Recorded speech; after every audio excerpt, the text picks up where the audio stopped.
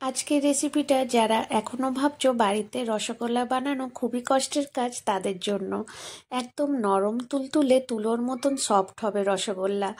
Hello everyone, welcome back to my another cooking blog. আমি সুমন চলে এসেছি সুমন হোম কুকে আজকে একটা মিষ্টি রেসিপি নিয়ে।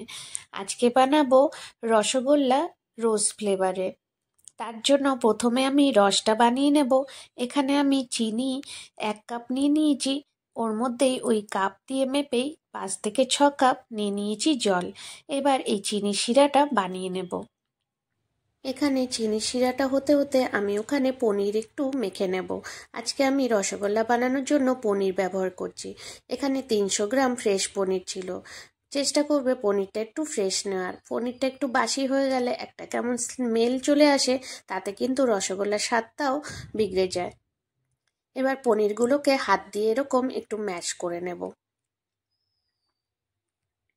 আরেকটা প্রসেস আছে, দুধ কাটিয়ে ছানা, ওই ছানা দিয়েই তোমরা বানাতে পারবে রসগোল্লা, কিন্তু সেই ছানাটা জলটা ভালোভাবে ছেঁকে নিতে হবে যাতে ছানার মধ্যে একদমই জল না থাকে। তারপরে ওই ছানাটাকে এই সেম প্রসেসে হাত দিয়ে এরকম মেখে নিতে হবে। প্রথম বাড়িতে অনেকবারই রসগোল্লা বানিয়েছি, তবে অনেকবার কিন্তু আমার রসগোল্লাগুলো পারফেক্ট হয়নি।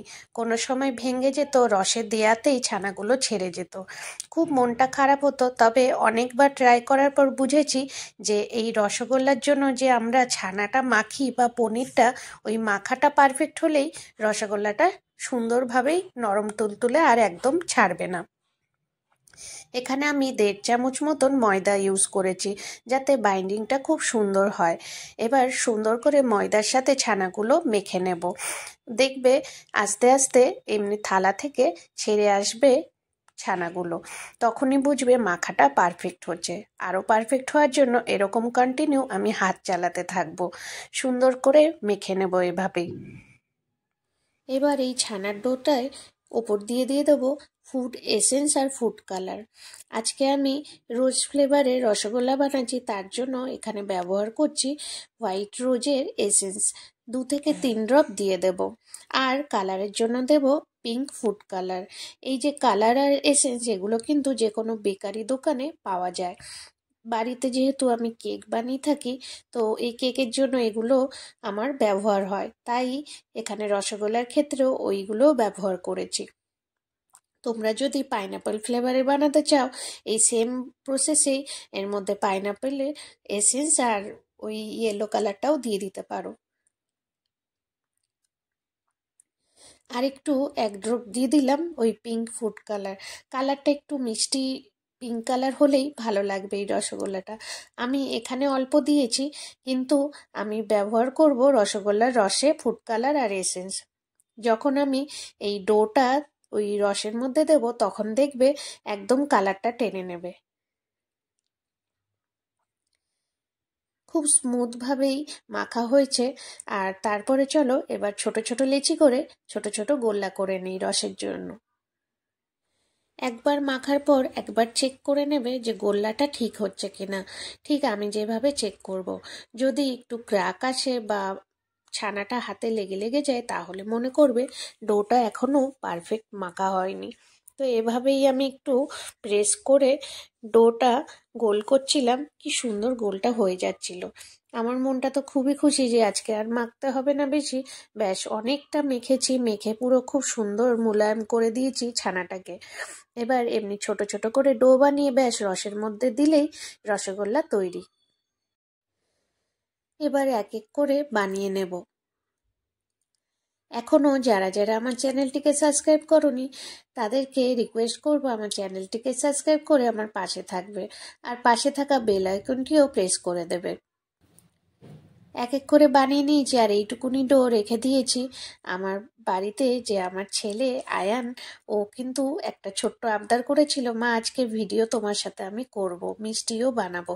তো তাই তার আবদারটাও রেখেছি আমি। না, এটা মাখা হবে আগে।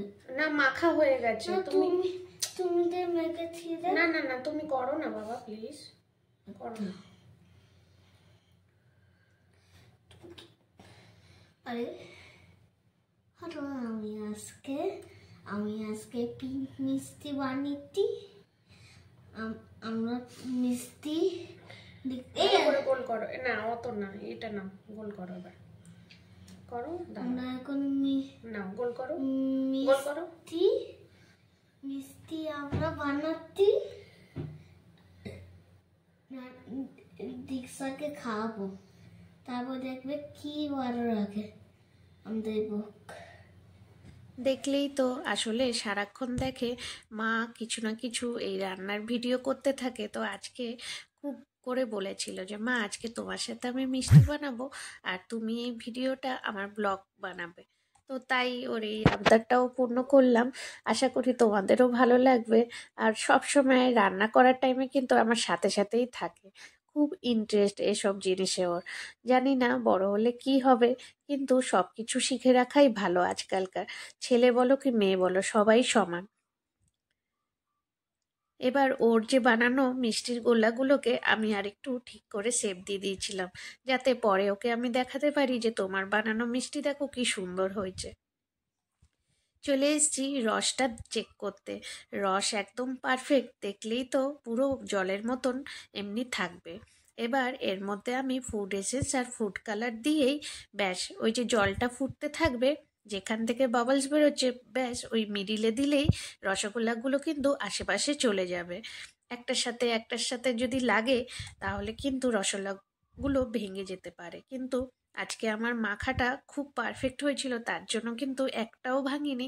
তবে হ্যাঁ, পুরো না ভাঙাটাও আমি বলতে পারবো না, কেন আমার ছেলের আবদারের জন্য একটা রসগোল্লাও ছুঁড়ে মেরেছিল রসের মধ্যে, আর ওটা গিয়ে এত জোরে ধাক্কা লেগেছে একটা কিন্তু ভেঙেই গেছে। তবে অন্য রসগোল্লাগুলো ভাঙিনি, ওইটাই ভাঙা ছিল। এইটুকু অ্যাডজাস্ট তো করাই যায় বলো বাচ্চাদের জন্য। তবে রসগোল্লাগুলো দেখে আমার মনটা এতটাই খুশি হচ্ছিল। আর তোমরাই বলো যে আমরা বাইরে রসগোল্লা কিনে খাই, আর আজকাল মিষ্টির দামও অনেক হয়েছে। যদি বাড়িতে অল্প কিছু জিনিস দিয়ে এতগুলো মিষ্টি বানানো যায় তাহলে কেমন লাগে। আমি তো মাঝে মাঝেই বানিয়ে থাকি, আর এরকম গরম গরম সার্ভ করবে। 20 থেকে 25 মিনিট আমি রসের মধ্যে রসগোল্লাগুলো ফুটিয়ে নিয়ে ব্যাস ঢাকা দিয়ে রেখে দিয়েছিলাম 1 ঘন্টা। 1 ঘন্টার পর এমনি গরম গরম রসগোল্লা কিছু সার্ভ করেছিলাম। যারা গরম গরম খেতে ভালোবাসো তারা খেয়ে নিও, আর আমার মতন যারা ঠান্ডা রসগোল্লা খেতে ভালোবাসো তারা একদিন ফ্রিজে রেখে তারপরের দিন ট্রাই করো। খুবই ভালো লাগে খেতে, যেমন দেখতে সুন্দর হয়েছিল তেমন খেতেও সুন্দর হয়েছিল। আশা করি তোমরাও বুঝতে পারছো, একদম নরম তুলতুলে, মুখে দিলেই গলে যাবে। আশা করি আজকের রেসিপিটা তোমাদের খুবই ভালো লেগেছে। যদি ভালো লেগে থাকে লাইক শেয়ার কমেন্ট করতে একদমই ভুলবেন না। এমনি যেমন পাশে আছো তেমনই থাকবে সবাই। দেখো তারপরের দিন সকালে আমি রসগোল্লা নিয়ে বসে গেছিলাম। দেখো ভেতরটা কি সুন্দর হয়েছিল, দেখতেও কিন্তু খুবই সুন্দর হয়েছিল। তো পরে দেখা হবে একটা নতুন ভিডিওর সাথে। সবাই সুস্থ থাকবে, ভালো থাকবে।